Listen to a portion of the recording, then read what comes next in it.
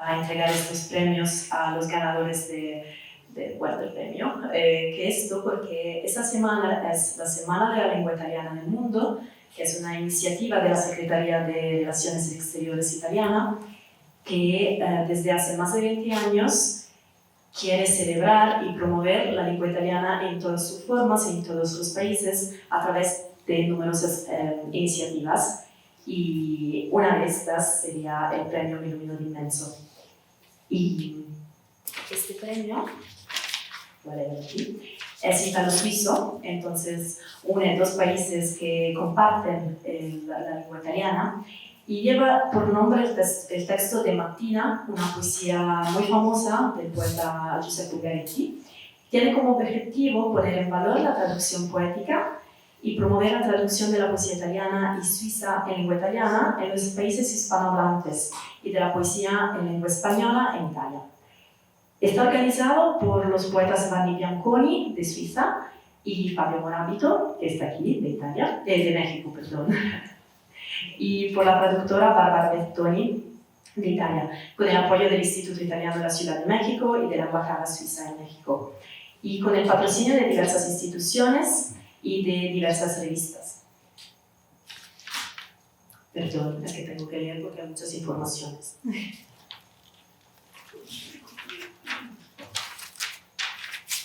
El Premio Internacional de Traducción de Poesía Mi Lumino d'Immenso nació en México en 2018 y al principio preveía solo la traducción del italiano al español.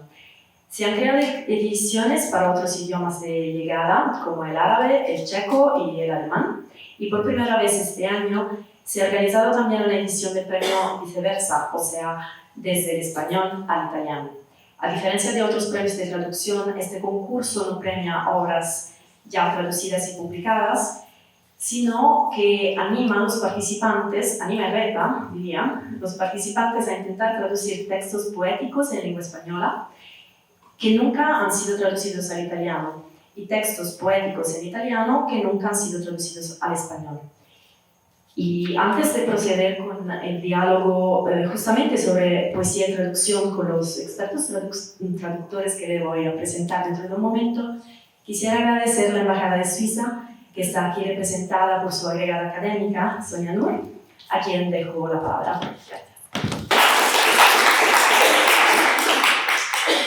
Gracias, Hilaria.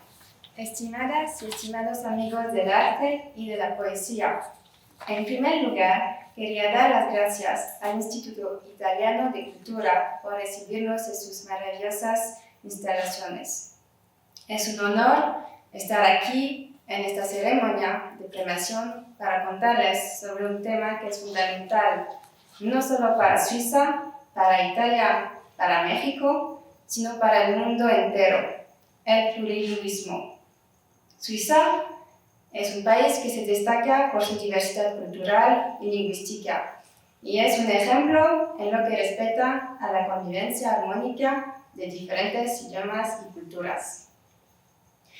En Suiza conviven 4 idiomas oficiales: el alemán, el francés, el italiano y el romanche. Esta riqueza lingüística es un tesoro que enriquece nuestra sociedad y nos brinda una perspectiva única. Nos permite comunicarnos con nuestros vecinos de una manera más profunda y comprensiva, y nos brinda la oportunidad de apreciar las distintas culturas que conforman nuestro país. El plurilingüismo no solo es un pilar fundamental de nuestra democracia, sino que también es una herramienta invaluable en un mundo cada vez más globalizado. Nos permite interactuar y colaborar con personas de diferentes partes del mundo, facilitando la comprensión mutual y el intercambio de ideas. Hoy no solamente celebramos las creaciones de ideas que forman el arte, sino también celebramos la belleza de las palabras a través de los idiomas.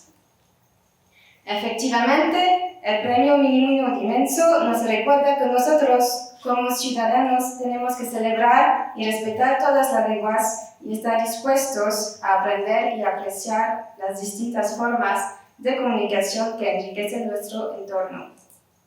Así que es cierto que no se me ocurre mejor manera de conseguirlo que a través de la poesía.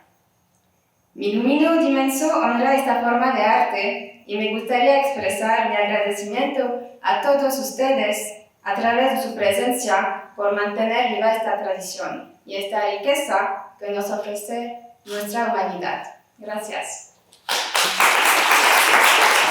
En otro tiempo les voy a introducir los traductores y poetas que van a estar en el diálogo sobre poesía y traducción.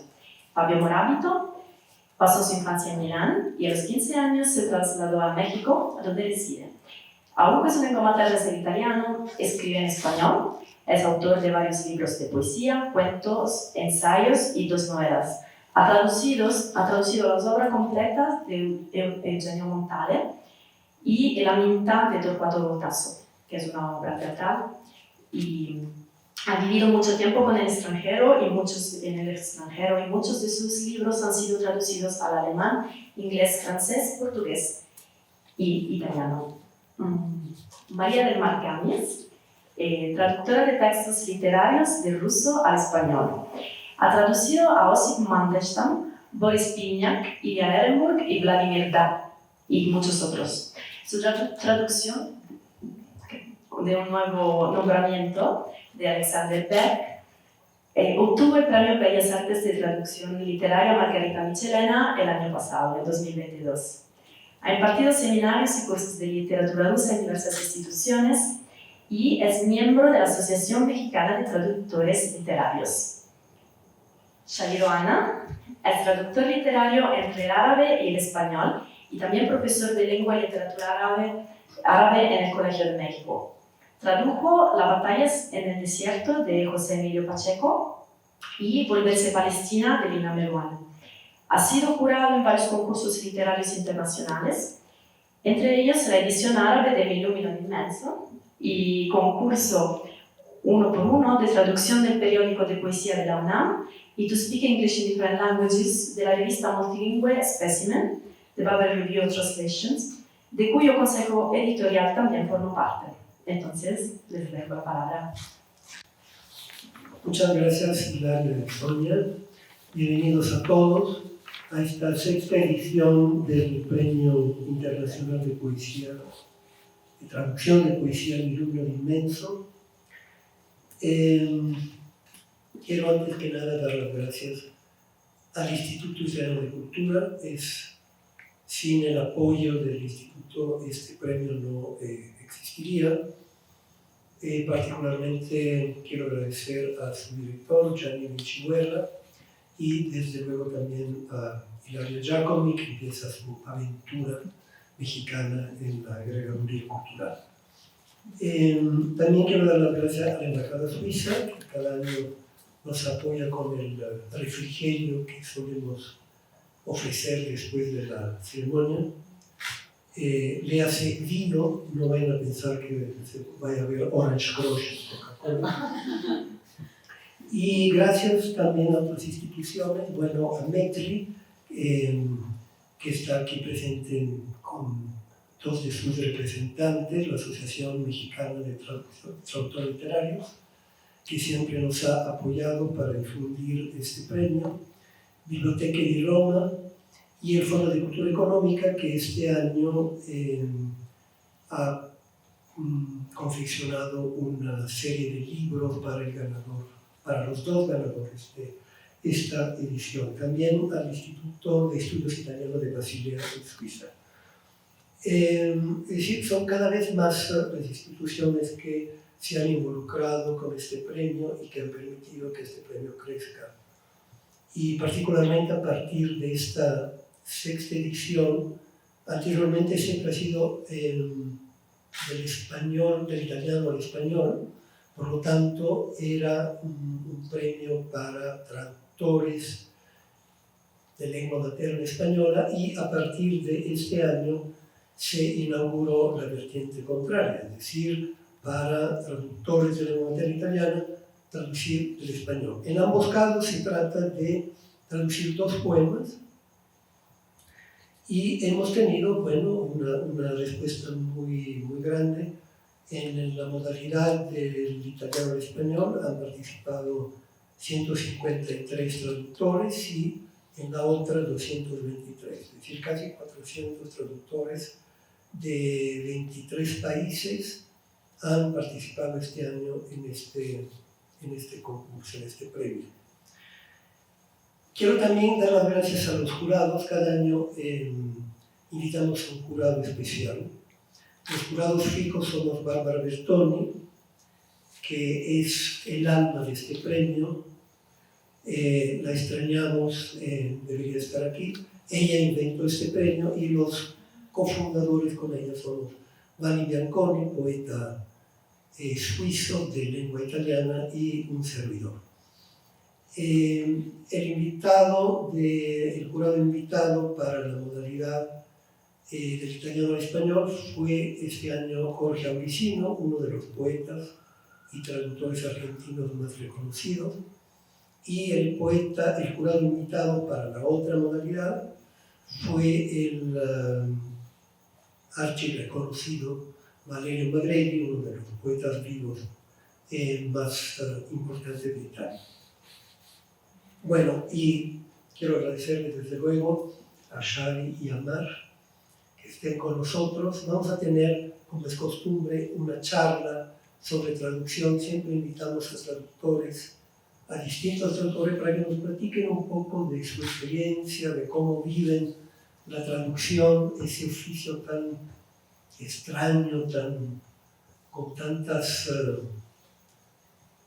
tantos pliegues, algunos positivos, otros por lo menos enigmáticos, ¿no? Es decir, el personaje del traductor a mí personalmente siempre me ha intrigado, ¿no? Me parece una de las definiciones posibles que podría parecer deductiva, el traductor como un copista de lujo, porque finalmente el traductor copia, ¿no? Reproduce un texto que ya existe, supuestamente no inventa nada, pero es un copista de lujo porque no se trata simplemente de copiar tal cual, sino a través de esa copia de recrear un texto, y dentro de la literatura, si está copiando un poema, no solamente copiarlo, sino crear otro poema, ¿no? Y ahí está un poco el misterio de ese oficio, ¿no?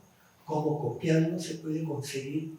A veces algunos dicen que eso lo decía Octavio Paz, decía, entre los mejores poemas del siglo XX, algunos han sido traducciones. Lástima que nunca dijo cuál.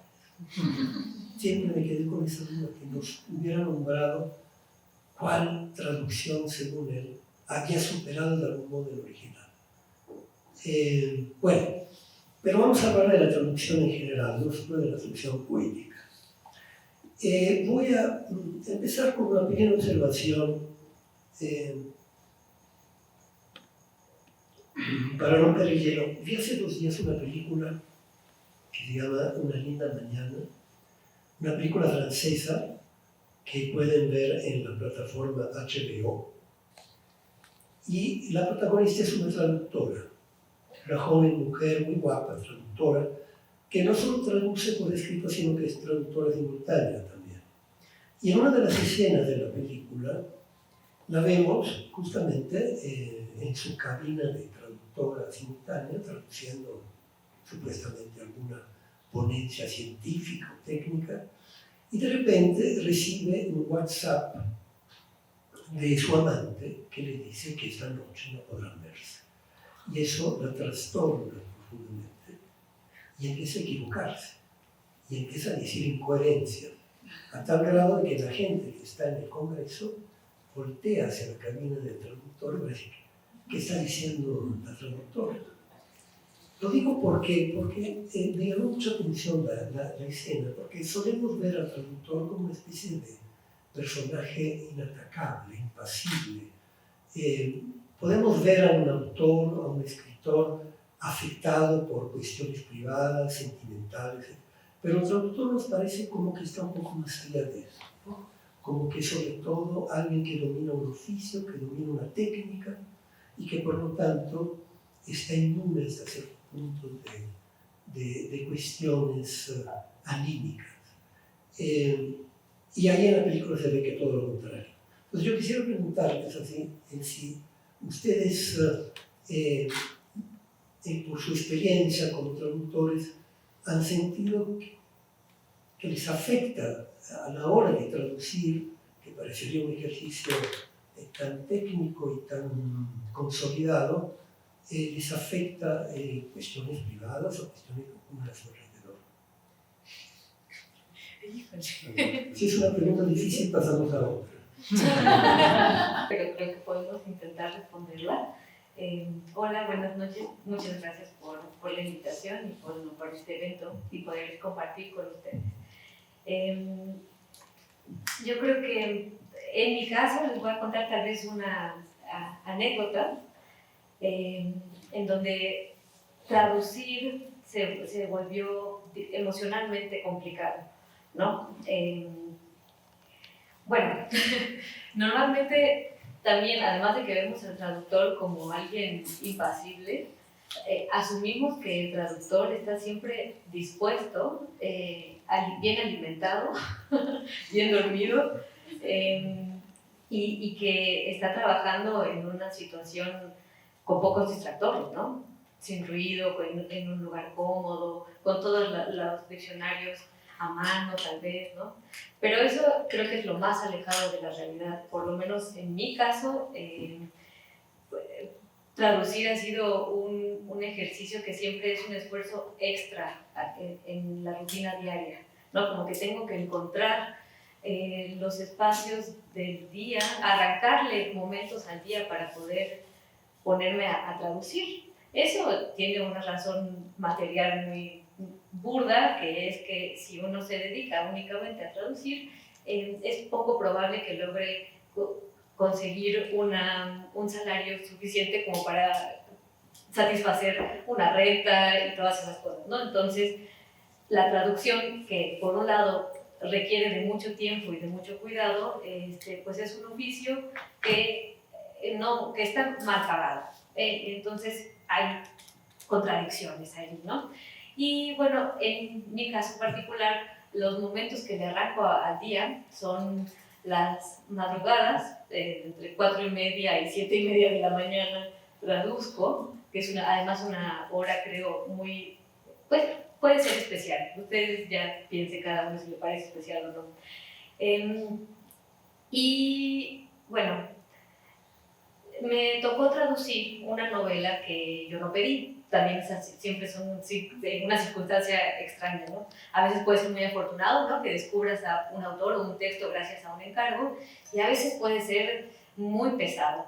En este caso, estaba yo traduciendo una novela de la que Shadi está al tanto, que es La carretera de Volokolamsk, de un autor que se llama Alexander Beck. Era la segunda novela que yo traducía de este autor. Alexander Beck me fue revelado gracias a un encargo y es con el que gané el premio. Entonces yo primero había traducido de él la novela Un nuevo nombramiento, que pues narra la historia de un funcionario en la época de la industrialización vertiginosa del principio del estalinismo. Y es una novela que, a pesar de lo que podría esperarse por esta descripción también burda que acabo de hacerle, en realidad tiene hace una incisión psicológica del personaje que provoca una reflexión sobre lo que significa vivir y entregar su vida al trabajo, pensando que pues, con ese trabajo va sí a aportar a que se construya un mundo mejor, pero trabajar bajo la situación también muy estresante de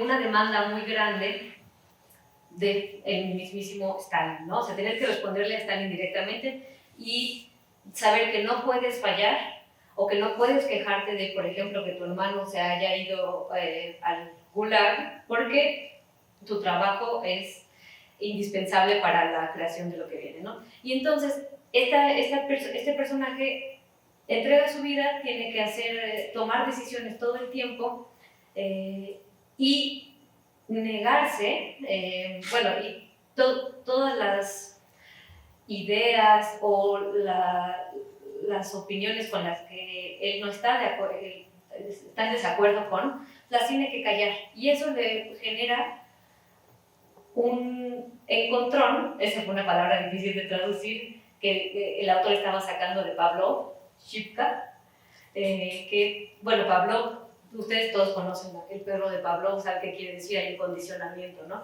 Entonces este neuropsicólogo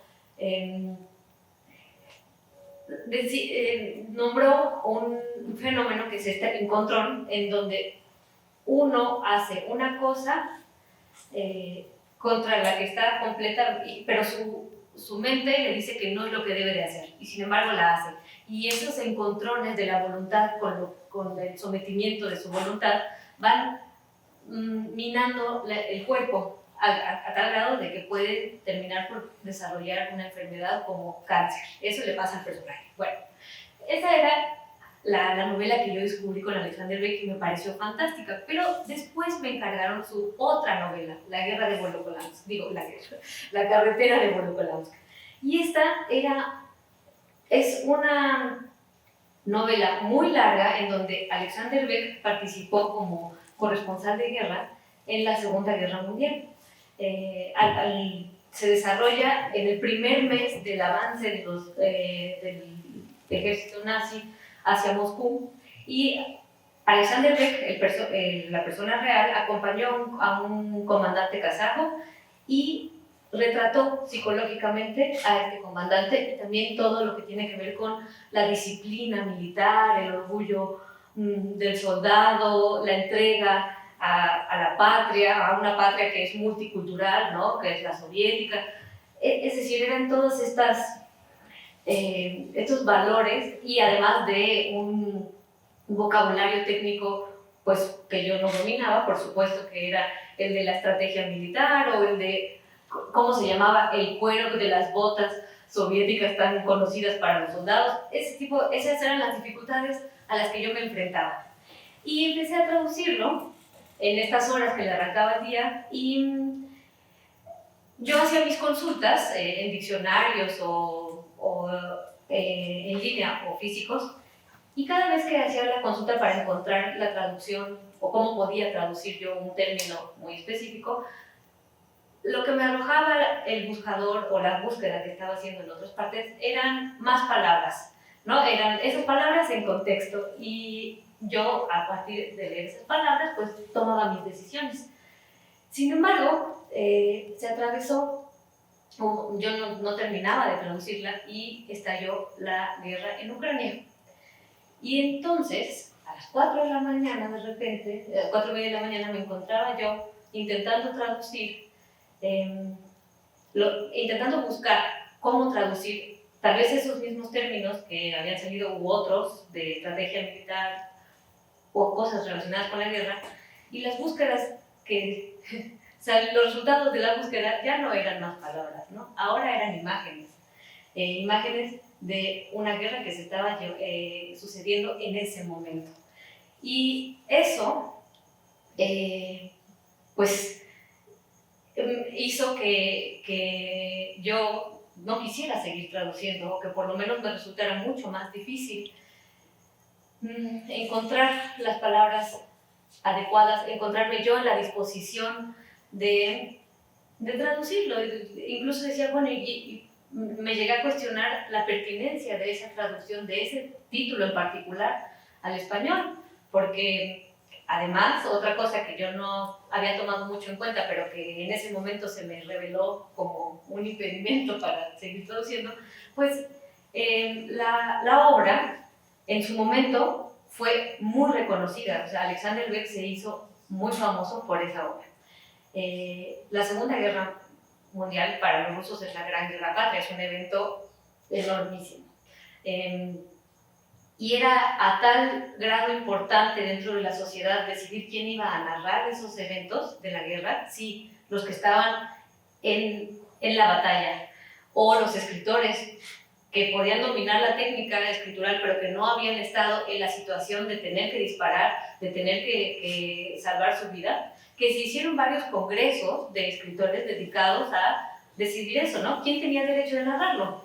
Y muchos de los comandantes, soldados, generales que habían participado en la guerra, se arrogaron el derecho de decir, nosotros somos los que podemos narrarlo, no ustedes, porque ustedes no entienden esas cosas.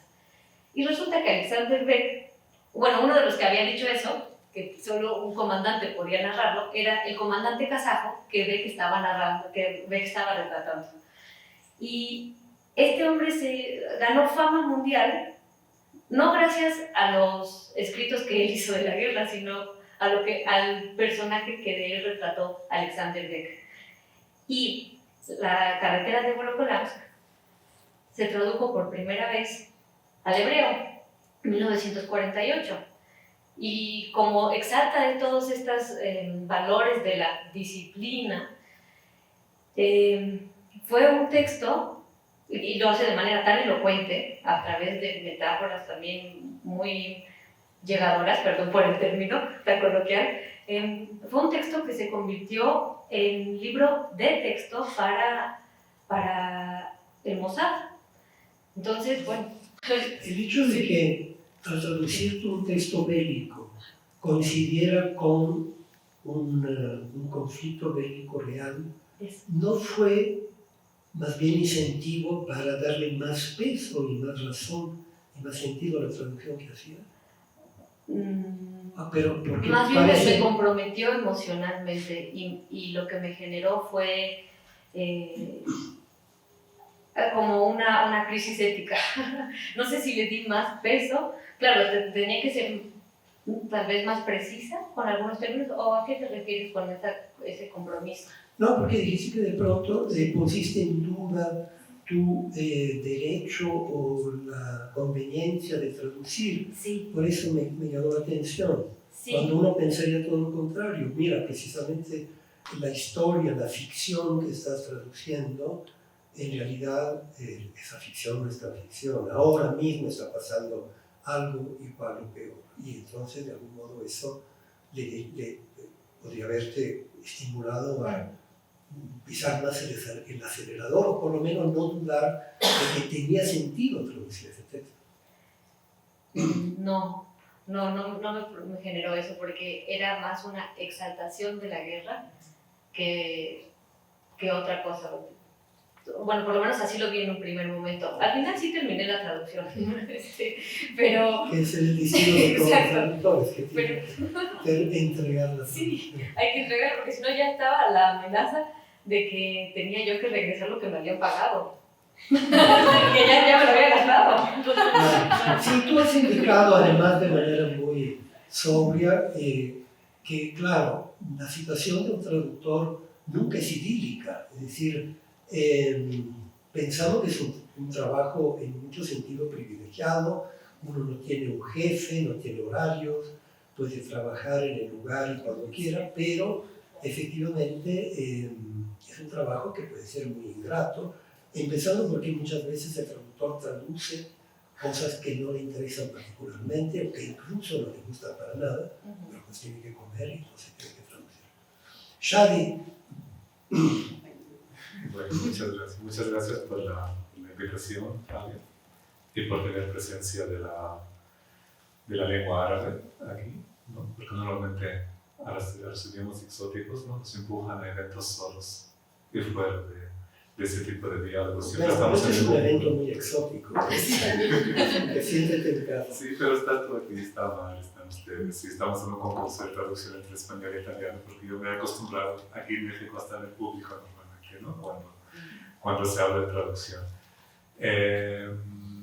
Bueno, con la pregunta, yo en mi caso ha sido un poco distinto de lo que cuenta Mar, porque la traducción tiene muchos niveles, ¿no? ¿Qué tipo de traducción? Obviamente traducir en una cabina es distinto que hacer una traducción literaria, porque una cosa es traducir como un trabajo y otra es traducir por placer. En otros ámbitos no sea placer, sea por necesidad. Yo, en el caso de las traducciones literarias que había hecho, he tenido el privilegio, sí ha sido un privilegio, que nunca los he hecho por encargo. Son obras que elegí yo, son obras que decidí yo producir, son obras que yo vi la necesidad de traer esas obras a mi idioma, al árabe, o viceversa, al español, y siempre me permitieron, de hecho, un poco salir de las condiciones en las que estoy, anímicamente, o socialmente, o políticamente. Incluso la última obra que he traducido en forma de libro, como traducción literaria, que es la obra de Lino Berwani, Volverse Palestina, la traduje durante la pandemia, ¿no? Durante el encierro, fue una época angustiante para todos, enfermedad, riesgo y un exceso de pantallas, incluso todos estábamos conectados en muchos sentidos.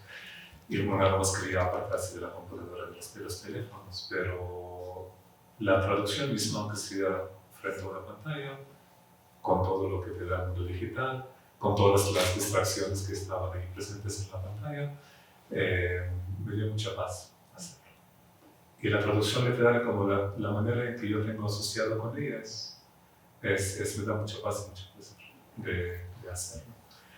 Otros niveles de traducción, por supuesto, que te afectan, ¿no? He tenido que hacer traducciones simultáneas en una cabina. Y claro, te llega un WhatsApp de cosas que pasan. Muchas veces me tocó traducir cosas relacionadas con la ONU aquí, entonces de repente hay distintos representantes hablando de guerras, ¿no? Como que uno está escuchando, entonces obviamente hay una reacción en el mundo político. La política es la hipocresía por excelencia, obviamente, ¿no? Entonces estar ahí escuchando y viendo, uno quiere decir algo, comentar algo, pero obviamente hay gente y uno queda muy frustrado, ¿no? En esa situación. Se han tocado esto y me han tocado otras situaciones donde, yo soy palestino, ¿no? Y con todo lo que está pasando ahora, que mi pueblo está pasando un genocidio en la franja de Gaza, entonces es importante traerlo acá y decirlo aquí. Los palestinos somos un pueblo de traductores por excelencia. Uno nace como traductor. Uno crece de forma multilingüe todo el tiempo y uno siempre está con la necesidad de explicar lo que está pasando. Porque uno todo el tiempo está sintiéndose atacado, sintiéndose a la defensiva, sintiéndose que no se entiende. O sea, la situación que tenemos ahora en Palestina es por años y años y años de trabajo sistemático de hacer al pueblo palestino intraducible. El dolor de los palestinos no se reduce, ¿no? Estamos en el Instituto Italiano, están, ¿no?, los representantes de Suiza. En Europa no se está traduciendo el dolor de los palestinos, ¿no? Porque hay un bloque. No merecemos ser traducidos, ¿no? Entonces, desde que uno nace, siempre está con la necesidad, de esto viene de mucho antes, de traducir. Y por supuesto, uno siempre está involucrado con lo que está traduciendo. Sea, por ejemplo, esto puede ser de que te llaman, estando en Palestina, por ejemplo, hay algo que sé inglés, sabía hebreo, sé hebreo, estando en Palestina te llaman piden a un reportero para traducir, estás traduciendo un comité popular o algún activista o alguien que acaba de sufrir algo, obviamente te involucras completamente con lo que está pasando. Si está llorando, pues lloras, ¿no? Si está con rabia, tú estás también con rabia con la traducción. Y esto pasa porque estás en una situación, porque en una cabina uno tiene que distanciarse de traducción. Aquí no. Si lo estás traduciendo por necesidad, tú te involucras por completo con el sujeto a quien estás traduciendo, con la situación a que estás traduciendo, y por supuesto esto siempre te afecta. Muy bien. Sí. ¿No creen que algo pasa con los propios escritores? Es decir, esta invisibilidad a la que el traductor de algún modo parecería condenado a priori, no tiene que mostrarse. En esa película, obviamente, los traductores simultáneos nunca se ven, se oyen, a través de los audífonos, pero no se ven, no tienen como presencia, ¿no? Pero algo tal vez pasa con los propios autores, es decir, la escritura de por sí establece una barrera entre uno y el mundo, ¿no creen? De manera que lo que uno quiere expresar como escritor, y que supuestamente tiene toda la libertad de hacerlo, o por lo menos mucho más libertad de lo que tendría un traductor que tiene que obedecer un texto ya plasmado por otros. Un autor dice que tengo papel blanco, puedo hacer y decir lo que yo quiera, pero desde la primera palabra no creo que hay un encadenamiento, es decir, que el texto que se escribe, poético o en prosa, empieza a coartar la libertad del autor. Y sin esa libertad del autor y del artista, tal vez no habría arte realmente y seguirían unas babosadas, porque el que puede decir todo termina por no decir nada. ¿Qué piensas de eso, Omar? Sí, bueno, en mi caso, además, pues nunca puedo estar completamente segura, porque sobre todo he traducido a autores muertos. Entonces no he tenido esa oportunidad, creo yo, muy rica del diálogo que puede tener en vivo o presencialmente un traductor con el autor al que está traduciendo, ¿no? Hacerle las preguntas. Entonces yo creo que tal vez interpretado, a veces sobreinterpretado, mal interpretado, tantas cosas de los textos que he traducido que me da como el síndrome de impostora para empezar. Pero hablando de la libertad, o más bien está coartado el autor, pues es que también no me quiero ir por zonas muy oscuras, ¿no? Pero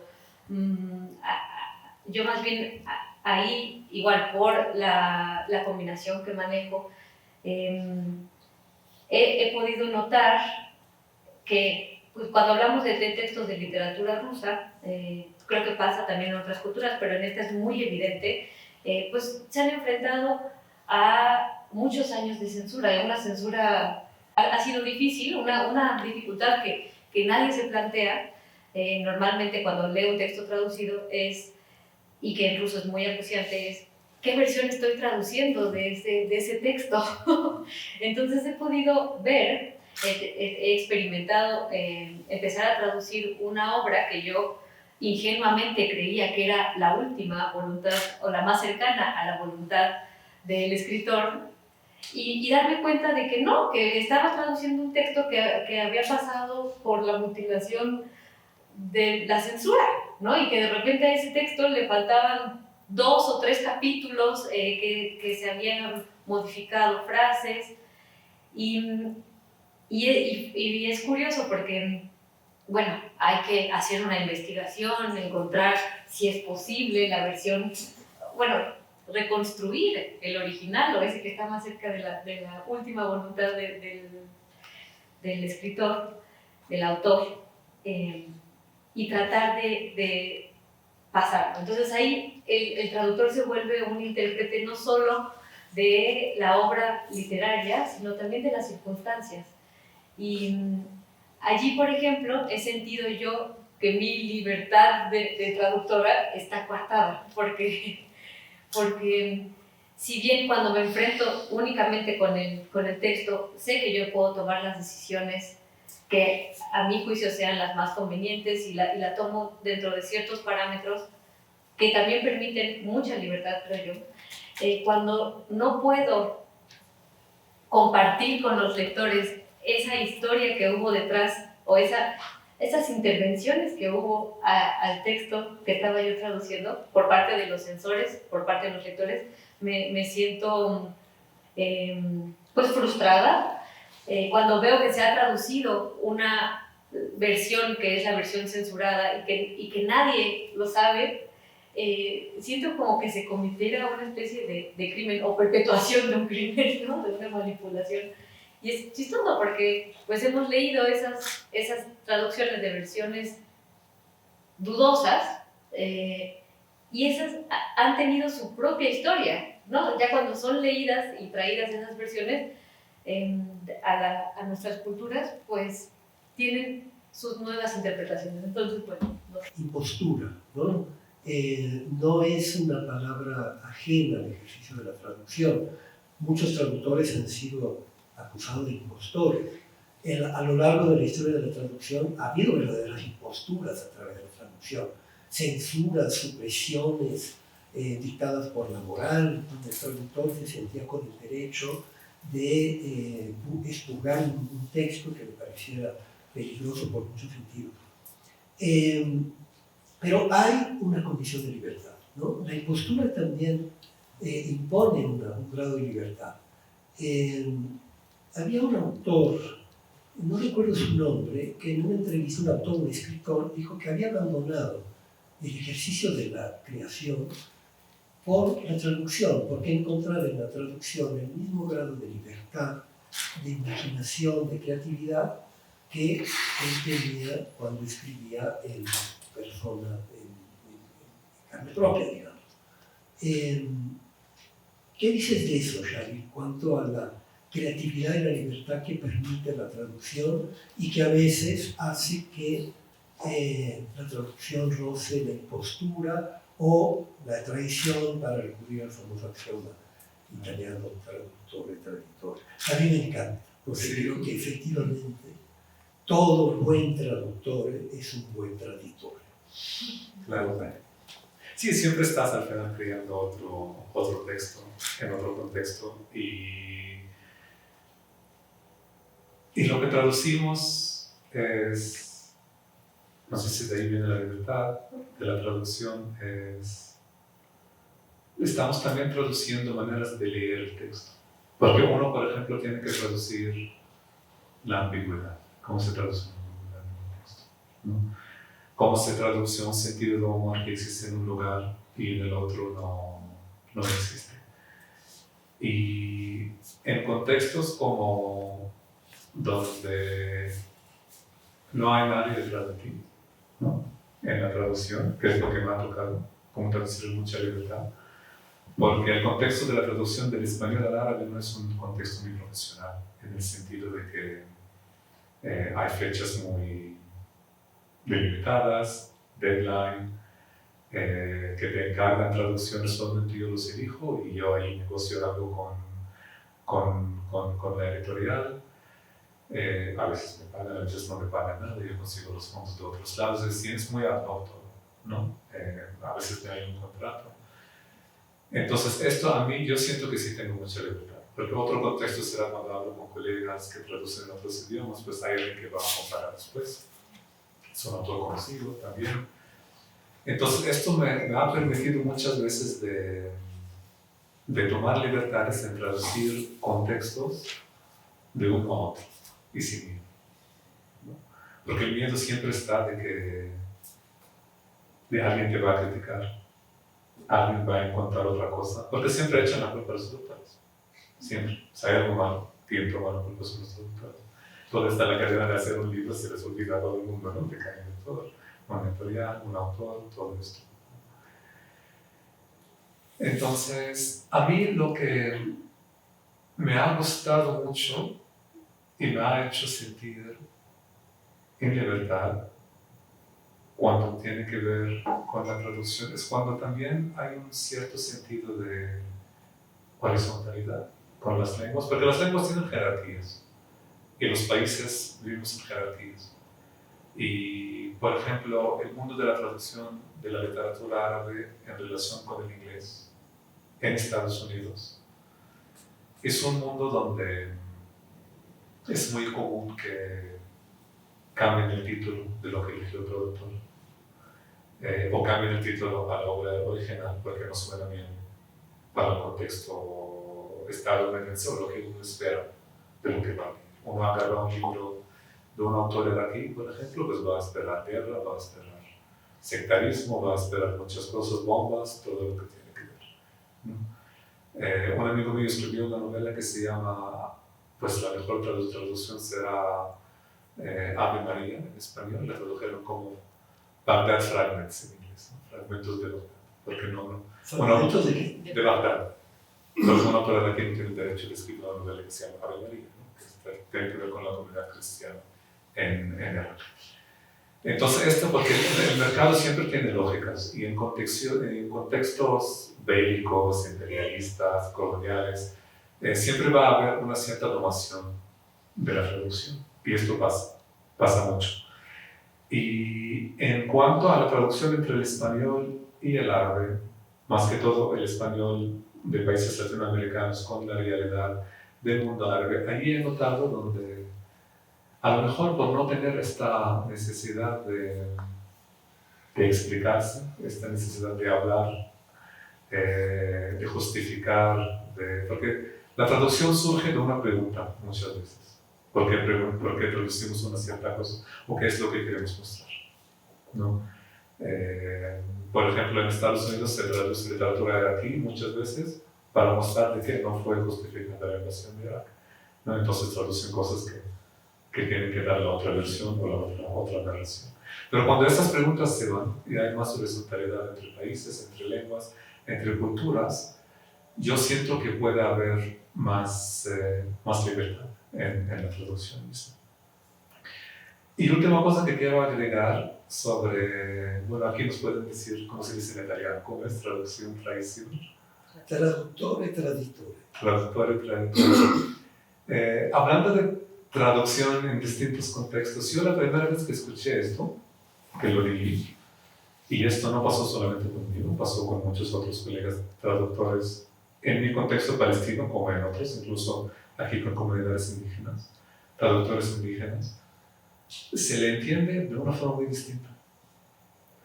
Porque la traducción también involucra, o sea, nos gustaría pensar que todo es bonito con la traducción, estamos creando una comunicación entre una cultura y otra, etc. Pero también muchas veces la traducción misma en contextos bélicos te expone, ¿no? Cualquier proyecto colonial tiene traducción como algo elemental. Todas estas reivindicaciones que podemos tener en México de la Malinche y de las traducciones que crearon, las primeras traducciones de lenguas indígenas al español eran bélicas para la guerra, entrega de información y conquista, ¿no? Y esto pasa hasta el día de hoy. Entonces, esto es interesante cómo esta misma frase en otros contextos se entiende de otra manera. Se entiende que cuando uno está traduciendo, estás traicionando también porque estás entregando la información. Porque también la gente tiene derecho a la opacidad. Como se dice aquí, los caribeños lo dicen mucho también, ¿no? Entonces, nada más quería mencionar esto. A ver. No, pues nada más. Que además, si hay en esto de la impostura y en esto de traicionar, te apropias de la obra y la comunidad no tiene manera de comprobar si estás haciendo una buena o mala traducción. Y entonces la libertad del traductor llega hasta que puede inventarse una nueva obra, ¿no?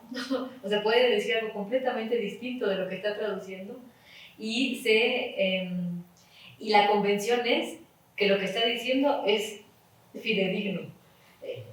Pero bueno, uno juguetón siempre puede hacer algo distinto, ¿no? Claro. Es muy interesante eso que acaba de decir Shani. No se me ha ocurrido que el traditore que hay en todo traductore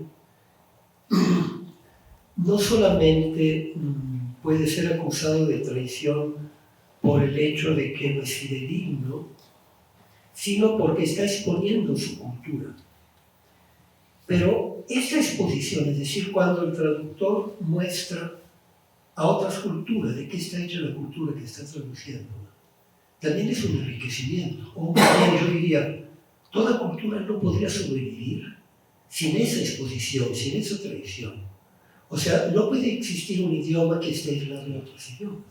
Un idioma toma su consistencia, su sentido, porque hay otros idiomas alrededor que lo sitúan en un lugar concreto, y al situarlo en un lugar concreto sitúan a la cultura de ese idioma en un lugar concreto, la hacen ver como algo limitado, como algo muy específico, con muchos defectos seguramente, pero también con una riqueza única, intransferible.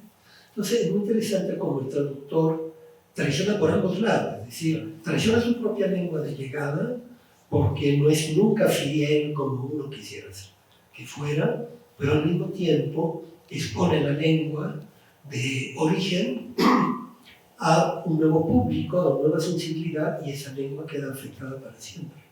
Entonces, con más razón, creo que hay que enaltecer esa parte de la fórmula traditoria que, por lo general, la frase surgió como una especie de estigma, ¿no? Hay traductores, traditores, ¿no? Cuando en realidad habría que empezar a valorizar todo lo que hay en una tradición, ¿no? Yo creo que por eso...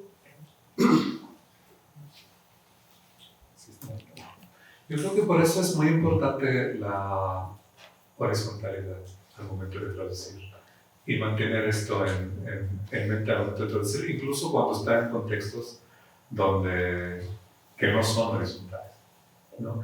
Pero perdón, ¿no crees que la horizontalidad la impone la propia traducción? Es decir, en el momento que tú hablabas de cierto desfase entre la lengua inglesa y el árabe, porque se considera que los que dictan las leyes del mercado editorial son sobre todo los gringos y las lenguas dominantes, ¿no? Pero traducir al inglés un contenido árabe ya es imponer una horizontalidad, es ya invocar un lector que quiere saber qué pasa en la cultura árabe y en el mundo y en el idioma árabe. Entonces el traductor también es un hacedor de horizontalidad. Es lo que esperamos que pase, ¿no? Es lo que esperamos que pase. Pero lamentablemente no es lo que pasa siempre, como nos gustaría que sea. Hay contextos muy concretos. Hay contextos donde, por ejemplo, hay algo que decimos en Palestina, es un chiste, pero es real y pasa en otros contextos, de que el mejor archivo de literatura palestina en traducción está en el archivo de la inteligencia israelí, por ejemplo, ¿no? Porque pues, se dedicaban a traducir todo para entender lo que se llama la mentalidad del otro. Y quieres conocer la mentalidad del otro para dominarlo, para conquistarlo, ¿no? Y la traducción sirve en muchos contextos para esto. Lo mismo pasa con otras disciplinas, la antropología, pues la antropología surgió también para eso, ¿no? El estudio del otro, en muchos contextos también surgió, estudias al otro para dominarlo, ¿no? Entonces, lo que yo ahí creo que es donde el traductor, el mercado editorial, todos los que somos agentes para llevar algo de una lengua a otra, tenemos mucha responsabilidad en lo que hacemos y cómo lo hacemos y qué exponemos y qué no exponemos también y en qué contexto lo hacemos. El mercado editorial tiene lugares muy luminosas, donde sí hay como un trabajo intercultural lo que se está haciendo, pero también tiene lados en el que no. Claro. Donde se elige qué autor traducir y qué autor no traducir. Donde se elige qué países sí queremos exponer y qué países no queremos exponer. Porque otra vez, hablando desde el momento de hoy de una guerra, varias guerras que están pasando, se permite hacer esas guerras por el hecho de que el dolor del otro se vuelve intraducible. Y se vuelve intraducible porque ha sido manipulado por mucho tiempo, ¿no? Ponerle palabras distintas. Bueno, en el caso palestino nos han acusado de ser antisemitas, nos han acusado de ser terroristas, nos han acusado de ser miles y miles y miles de cosas, ¿no? Y para poder dar esta imagen, pues si quieres buscar a alguien que te muestre que los palestinos son antisemitas, lo encuentras. Si quieres buscar a alguien que te muestra que somos nada más salvajes, lo encuentras. Y lo resaltas, y lo publicas, y lo pones como un representante, etc., ¿no? Al que voy en todo esto es que, y esto tiene que ver también con la pregunta de imponerse y de la libertad del traductor, es que ser conscientes también de nuestra propia responsabilidad de lo que estamos haciendo. Muy bien. Bueno, tenemos tiempo para dos preguntas, porque vamos a pasar a la ceremonia de premiación. No sé si alguien tiene alguna pregunta que hacer a Shadi y a Mar, que han tocado temas muy interesantes, delicados. Sí, hay dos, justamente. A ver. Voy a tomar un poco la experiencia de María del Mar y Y la pregunta es para los dos, dado que estamos ante unas situaciones, los dos han hablado de contextos bélicos y ahorita mundialmente estamos cobijados por contextos bélicos, no solo por las guerras del otro lado, sino por las de México también, ¿no? Y lo que me genera la reflexión un poco de todo este diálogo es esa tensión entre palabras, que sí tienen sus propias imágenes las palabras, y la sobrecarga y la saturación de imágenes, ¿no? Y cómo jugar con palabras que aparentemente no tenían imagen antes, frente a unas que tienen una saturación donde ya las mismas imágenes quitan las palabras, ¿no? Ya nos quitan a veces el derecho de hablar. Entonces, la pregunta que quiero hacerles es cómo conciliar esa traducción no solo de palabras, sino de lenguajes. Eso es.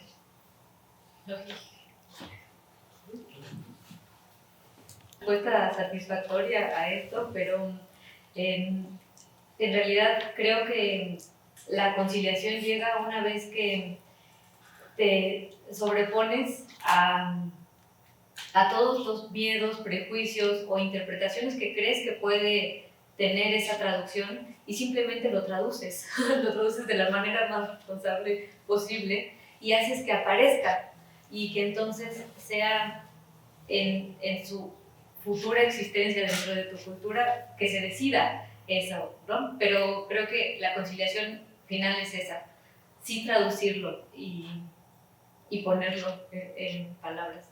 No sé si más o menos, pero... Puedes pasar el micrófono. También es para Sharil, es para los dos. Pero podemos... ¿Sí? Bueno, yo tengo una específicamente para él. Y sobre esto que mencionabas de la horizontalidad entre lenguas, nada más saber tu opinión sobre la horizontalidad entre el español y el árabe o un poco la relación que tú haces entre estos dos idiomas. Sí, no, para la pregunta de Marcela, pues es precisamente lo que uno está todo el tiempo pensando, como que qué efecto tienen las palabras que estamos traduciendo. Que esto pasa, por ejemplo, a la hora de traducir poesía, ¿no? Cuando uno quiere traducir contenido, quiere traducir forma, quiere traducir sonidos, que es las imágenes que se están evocando, tanto imágenes como sonidos como época histórica también, ¿no?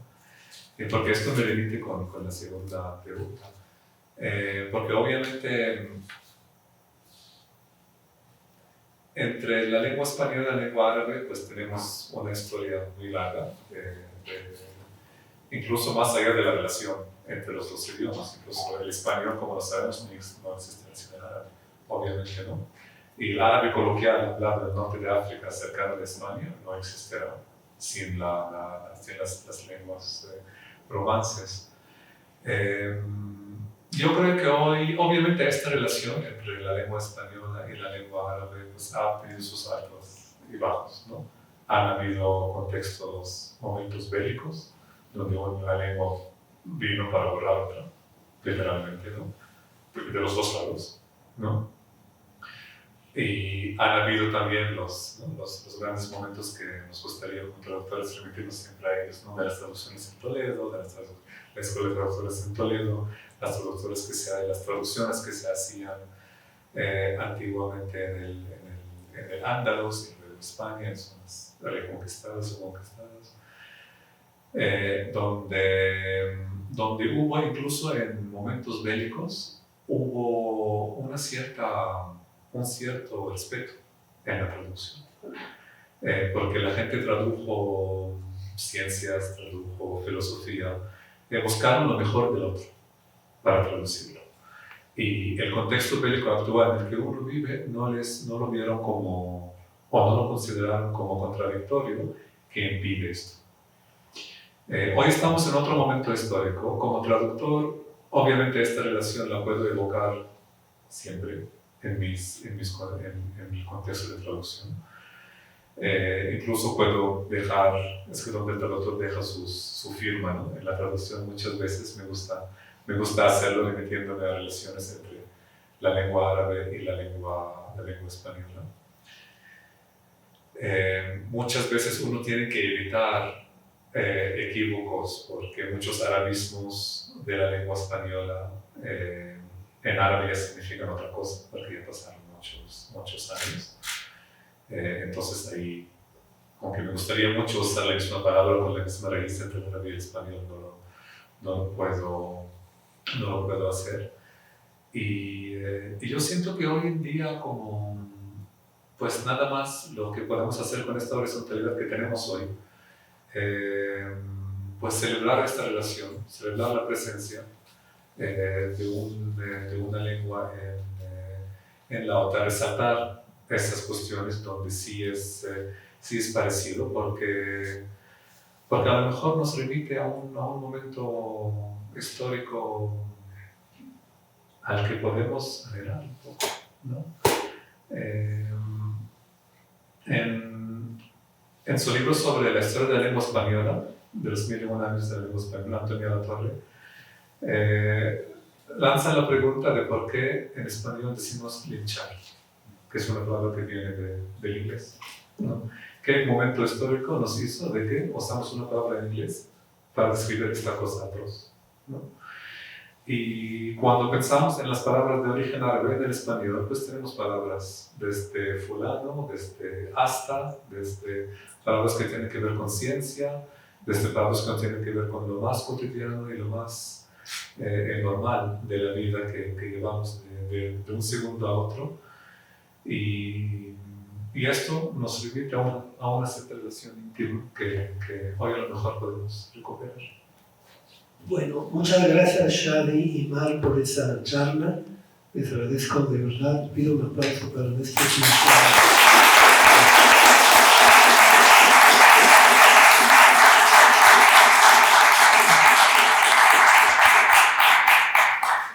Bueno, es el momento de hablar nuevamente de la premiación y voy a leer el acta del fallo del jurado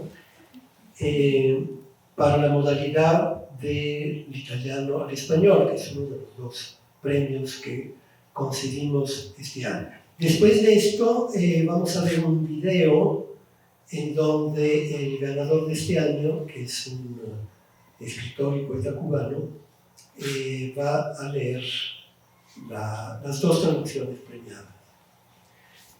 Voy a leer rápidamente el acta. El día 23 de septiembre de 2023, a las 12 horas de México, se reunió vía Zoom el jurado de la sexta edición de L'Illumina Immenso. Los concursantes tuvieron que traducir Ottantadue Scirea, poema del poeta italiano Roberto Bussapi, y E un turbine che stritola de la poeta suiza Prisca Agustoni. Poemas que fueron elegidos por los organizadores Vani Bianconi y Fabio Moravito. Los miembros del jurado fueron Jorge Aguicino, Argentina, Bárbara Bertoni, Italia y Fabio Moravito, México. En esta ocasión se eligió por unanimidad como merecedora del premio la traducción número 152. Una vez abierta la plica, el autor resultó ser Jorge Iglesias. El jurado decidió también conceder una mención honorífica a la traducción número 36, cuyo autor es Carlos Montemayor, y otra a la número 65, cuyo autor es Marco Perilli. El ganador será acreedor de 1.000 euros, una semana de alojamiento en la Casa delle Traduzioni de Roma. Siempre hay que aclarar que es solamente alojamiento, no se le paga el boleto de avión. Una membresía anual a METRI, la Asociación Mexicana de Traductor Literario, y la publicación de sus traducciones en varios medios, como Idee e risorse per traduttori de Italia, La Otra, revista mexicana, Lubina, también revista mexicana, periódico de poesía de la UNAM, Specimen de Bible Review of Translation de Suiza y Vaso Comunicante de España. Antes de pasar al video de Jorge Iglesias, les digo que él es traductor o ha sido traductor de Emily Dickinson, de Paul Claudel, de John Trapp, de Julian Schutting, de Hartmann, numerosos poetas contemporáneos, franceses, austriacos e italianos. Ganó el premio de la UNESCO a la mejor traducción de Pushkin, así que es colega tuyo. Premio de traducción literaria de la República de Austria y premio del Colegio de Traductores de Arles. Es poeta y profesor de Historia del Cine y Estética del Documental de la Escuela Internacional de Cine y Televisión de San Antonio de los Baños y además conduce un programa diario de música clásica. Entonces, si podemos pasar este video y si ustedes quieren, para no que no les dé tortícolis, sentarse.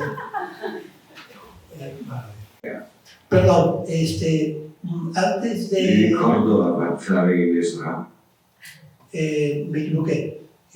Estamos oyendo al poeta Roberto Musacchio y después oiremos a la poeta italiana cuyas traducciones hizo Julio Iglesias con la que ganó. Entonces vamos a oír a Roberto Musacchio con su poema Scirea 82. Gracias. 82, Scirea. Li ricordo avanzare inesorabili, distendersi con forza alla vittoria finale. Prima dal buio degli spogliatoi uscivano incerti, poi iniziarono a vincere sempre di più, sempre. Ricordo gentile dominò sempre l'avversario, vincendo ogni torneo, respirandogli sul collo. Ognuno cedette spossato, annichilito dalla sua potenza. Ricordo Tardelli, il proiettile e il grido, e l'alto pianto al cielo, teso e lucente. Zoff, che copriva le spalle con gli occhi ferrini. Ricordo tutti. Chi per la corsa a testa alta, guardando oltre i nemici lontani, oltre il cavallo. Chi per la rapidità d'esecuzione, la mira fulminea con cui finì il portiere, chi per le pate furibonde sulla fascia, i lanci di Cabrini come bombe sul centro. Ma lui che anticipava come non avendo avversario, che combatteva col tempo e non con l'uomo, che prima di ogni altro fulminò il secondo, prendendo fuori tempo la partita avversaria. Lui, animato dal suo metronomo interno, col battito del cuore sostituì l'orologio. Lui cancellò e rigenerò il tempo. E non fu necessario alcuno scontro. Sempre agì di previsione anticipando, sempre determinò il lancio in solitudine nel cuore della partita ed estraneo al suo strepito. Al tumulto di Gentile Tardelli, alla rapida corsa di Bruno Conti, alle frecce di Rossi. Gioco la partita d'anticipo contro un avversario invisibile, lineare, apollineo nel correre, silenzioso, lui più di tutti ricordo, che diresse in silenzio l'esercito e antevide ogni mossa dell'avversario e disegnò la vittoria, tracciò la scia nell'alta marea. Este poema que acabamos de oír es un poema dedicado a Scirea, defensa de la selección italiana que ganó el Mundial en 1982. Y varios nombres de los jugadores italianos de esa selección aparecen en el poema, recreando con un estilo épico, homérico, lo que fue finalmente una victoria meramente deportiva.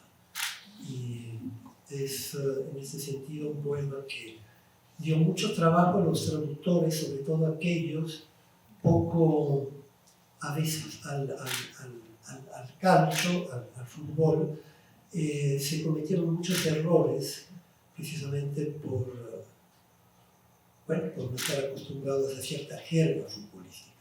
Vamos a oír ahora a Prisca Gustoni, la poeta suiza en lengua italiana, autora del secondo poema che aveva che traducire. Buonasera a tutti, sono Prisca Gustoni, sono l'autrice del libro di poesie Verso la ruggine, pubblicato nel 2022 presso la casa editrice Interlinea. Il libro trae spunto da una tragedia ambientale, o meglio da un ecocrimine, avvenuto nel 2015 e successivamente nel 2019 nello stato brasiliano del Minas Gerais, dove io vivo o trascorro buona parte dell'anno. La terra del Minas Gerais è molto ricca in materie prime.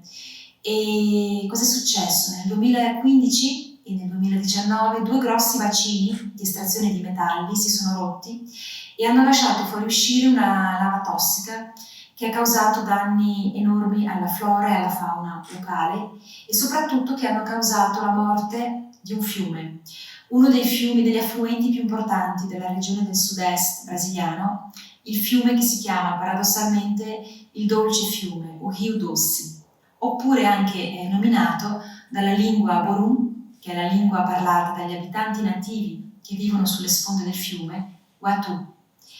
Io ho sentito la necessità di parlare di questo crimine ambientale perché era enorme lo spavento e la costernazione di fronte a questa tragedia. Non ero mai stata confrontata alla coscienza della morte di un fiume e quindi mi sono sentita spinta a cercare le parole necessarie, a scavare all'interno del linguaggio come se stessi scavando all'interno di questa terra ferita, violentata, per estrarvi qualcosa di essenziale. I tre componimenti che sono stati selezionati per il concorso appartengono alla sezione È un turbine che stritola e ve li leggo nella sequenza. È una ventosa che s'appiccica, si incolla ovunque, avvicina mondi mai pensati prima e nuove e strane cose s'amiciziano. È un turbine che stritola, avanza e inghiotte nella morsa pesci, rane, girini e libellule, un dolce frastuono in sottofondo, come di un'elica che gira o il tonfo di una montagna quando frana. S'alza il paese, vengono giù caldi uno dopo l'altro come raccolti attorno al fuoco colli e case e tronchi. È un villaggio dissecato, scopati via tutti i suoi insetti, estinto il reame dei sogni, ogni ipotetico alveare.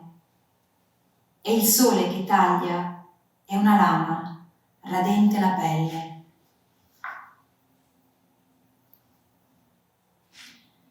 La bambola di Jessica giace distesa sul corpo del pesce morto. Il suo letto di scaglie e smalto è luccichio che si staglia sul pantano e coglie il sole crudele che ancora nasce, il viso rivolto verso il tanfo di pesce e di morte, lo sguardo di chi sa l'orrore senza voce o senza cuore, forse aspetta che le piccole mani di Jessica ridiventino un giorno calore e infanzia. Grazie a voi, complimenti al vincitore, alla vincitrice e arrivederci. Avere ahora al ganador Jorge Iglesias, poeta y traductor cubano, que tradujo esos dos poemas que acabamos de escuchar. Buenas, agradezco al jurado que haya interesado en mi trabajo y que hoy esté aquí leyéndome la traducción de los dos poemas. Me siento muy honrado porque es un concurso que he seguido en todas las ediciones, me parece de un altísimo nivel. Conozco la obra del jurado y poemas que han escogido siempre han sido hermosos poemas y también difíciles poemas que ponen a prueba a cualquier traductor. He tratado de hacer lo mejor posible. Estoy aquí en mi oficina, en la Escuela Internacional de Cine y Televisión de San Antonio de los Baños, en Cuba, un afiche de los directores que aprecio mucho. Espero que no entre algún ruido enemigo, porque bueno, andaba en los pasillos, áreas verdes, y pudiera pasar cualquier cosa en ese sentido. Espero que no sea tan grave como para impedir esta grabación. Entonces, bueno, reitero mi agradecimiento y verdadero grupo de pueblo. 82, Chile. Los recuerdo avanzando inexorables, desplegándose con fuerza hacia la victoria final. Al inicio salieron inseguros de la oscuridad de los vestuarios. Después empezaron a ganar cada vez más, siempre. Recuerda a Gentile, siempre dominó al adversario, ganando todos los torneos, respirándole en la nuca. Todos sucumbían exhaustos, aniquilados por su potencia. Recuerdo a Tardelli, el proyectil y el grito, el llanto alto al cielo tenso y brillante. A Sof, que respaldaba con ojos de hierro. Recuerdo a todos, la que corría con la cabeza erguida, mirando enemigos lejanos, más allá del caballo. La de rápida ejecución, la puntería fulminante con la que abatió al portero, a los de ráfagas furiosas en la banda, los tiros de Cabrini como bombas sobre el centro.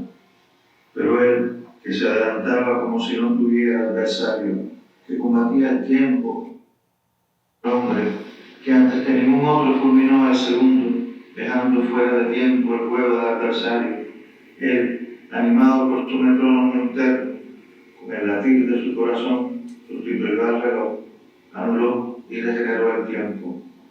Y no era necesario ningún choque, siempre era previsor, anticipándose, siempre determinaba el pase en soledad, y el corazón partido y ajeno a su clamor, a la agitación de Gentili y Tardelli, a la larga carrera de uno Conti, a las flechas de Rossi.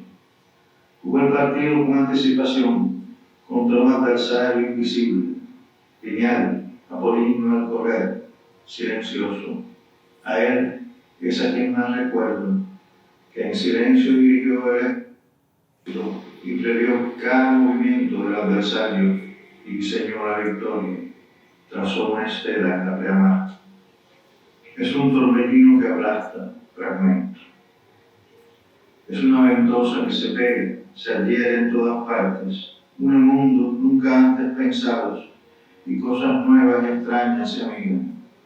Es un torbellino que aplasta, avanza y traga con sus garras peces, ranas, renacuajos y libélulas. Un suave estruendo de fondo, como una hélice que gira, o el ruido sordo de una montaña al desmoronarse. El pueblo se levanta, se vienen abajo calientes uno tras otro, como reunidos en torno al fuego, colinas y casas y troncos. Queda una aldea desecada, barridos todos sus insectos, extinguido el reino de los sueños, cada hipotética colmena, y el sol que corta es una cuchilla rasurando la piel. La muñeca de Jessica yace tendida sobre el cuerpo del pez muerto. Su lecho de escamas y esmalte es un brillo que resalta en el pantano y atrapa el sol cruel que aún sale. Su rostro, vuelto hacia el hedor de pescado y muerte, la mirada de quien conoce el horror, sin voz ni corazón, tal vez es que las pequeñas manos de Jessica vuelven a ser un día, calor e infancia. Bueno, les pido un aplauso para el ganador.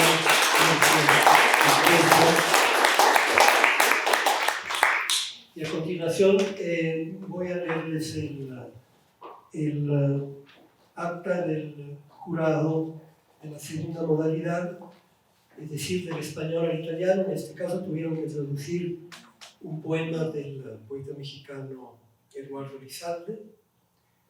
y del poeta argentino Samoilovich, Daniel Samoilovich.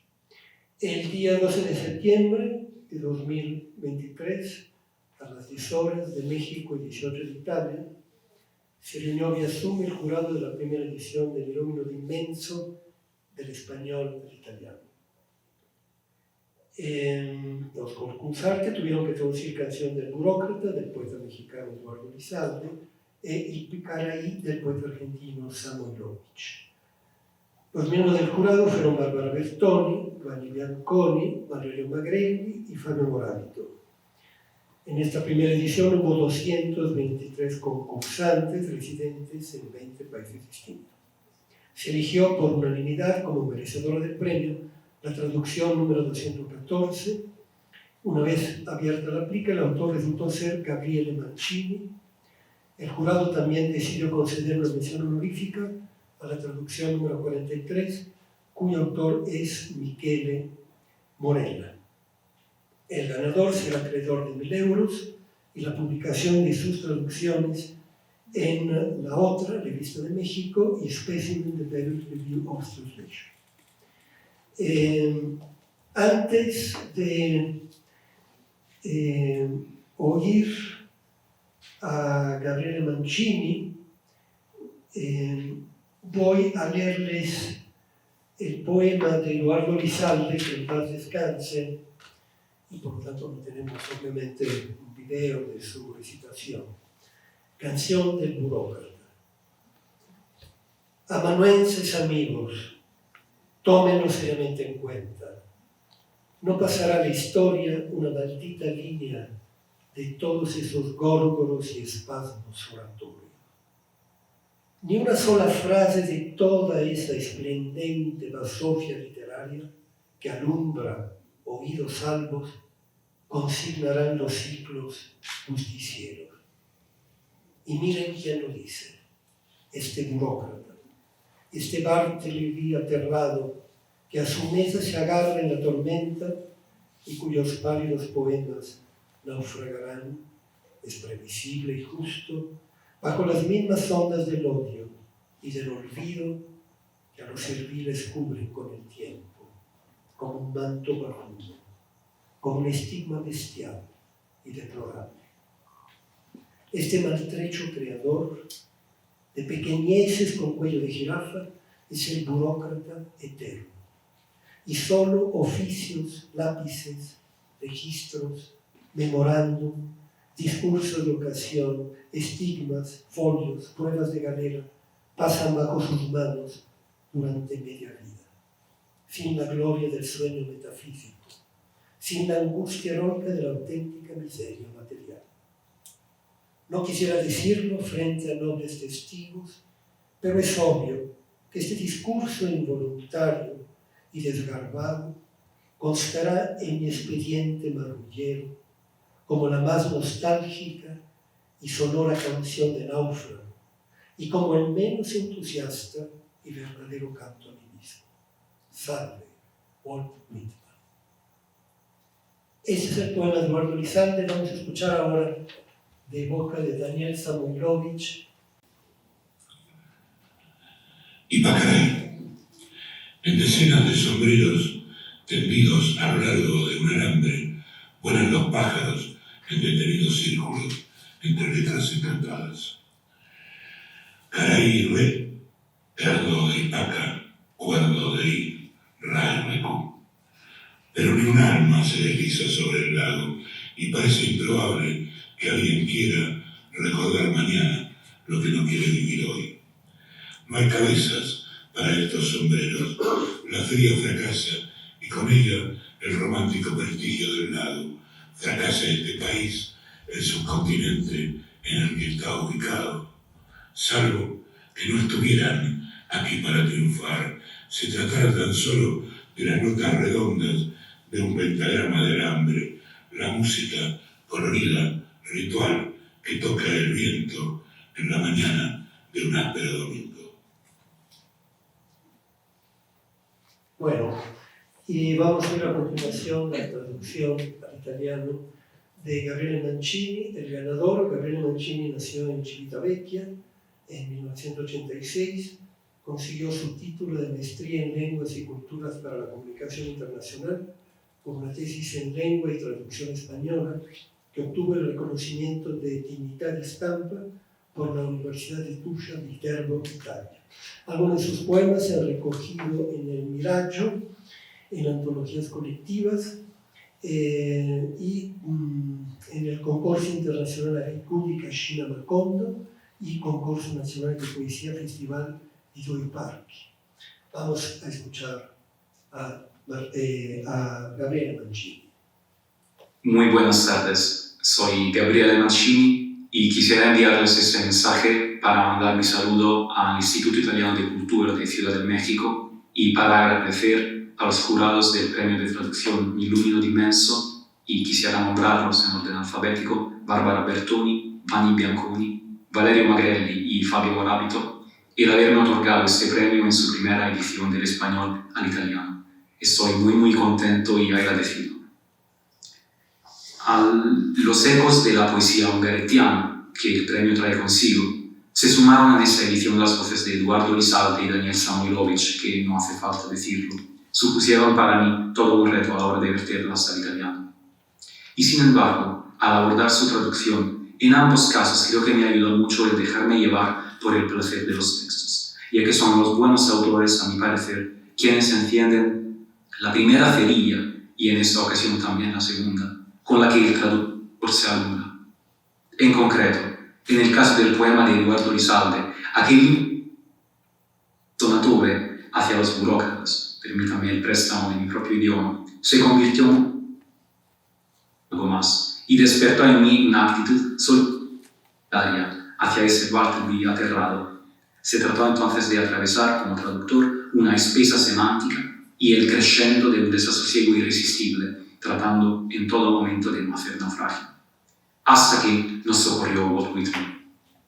Por otro lado, y mientras tanto, quizá para buscar algo de sosiego, acudía al poema de Daniel Samoilovich, y para no desnortarme en el recorrido por el lago de Ypacaraí, guiado por unas letras encantadas y por el revoloteo de los pájaros, tuve que alzar los sentidos y ponerlos al servicio de la hermenéutica. Mi intento fue, pues, el de captar, de manera casi científica, el espectro visible y emotivo del texto, los claroscuros, los súbitos replanteamientos, la reiterada sonoridad, en fin, lo que tiñe este poema de una vibrante suspensión. Les voy a leer a continuación mis traducciones y vuelvo a dar las gracias a los jurados, a los asistentes, a todos los amigos y amigas del Premio de Traducción Illumino di Menso.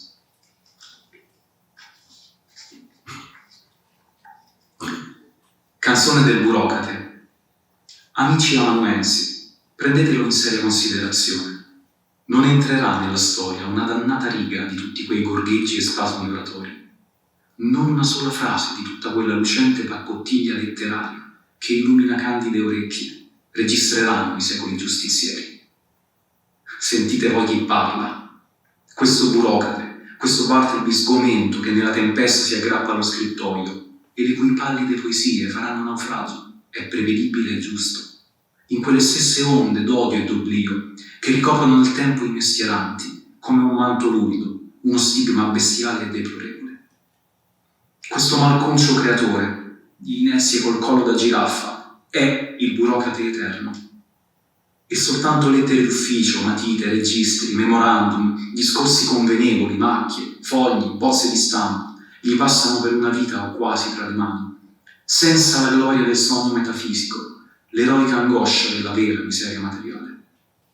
Non lo vorrei dire davanti a nobili testimoni, ma è evidente che questo discorso involontario e sgraziato figurerà nel mio fascicolo baro come la più nostalgica e sonora canzone da naufrago e come il meno entusiasta e autentico canto di me stesso. Salute a te, Walt Whitman. Eduardo Lizalde.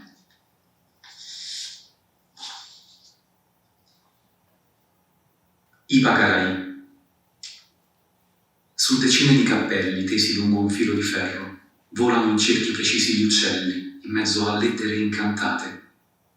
Carai, ri, ordo di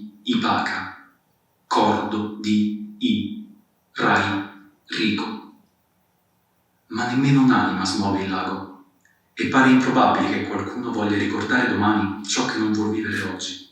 Per questi cappelli non ci sono teste. La fiera va a rotoli, e con essa il romantico incanto del lago. Va a rotoli questo paese, il subcontinente in cui si trova, a meno che non per far successo stessero qui, e fossero soltanto le note rotonde di un pentagramma di ferro, la musica variopinta, rituale, che il vento suona nella mattina di un'aspra domenica. Daniel Samoglovic. Reciban mi cordial saludo. Muchísimas gracias. Bueno, quiero darles las gracias a todos ustedes. Invito a Ilaria Giacomi a que finalice esta ceremonia. Muchas gracias, Fabio, y le pido un aplauso para él también.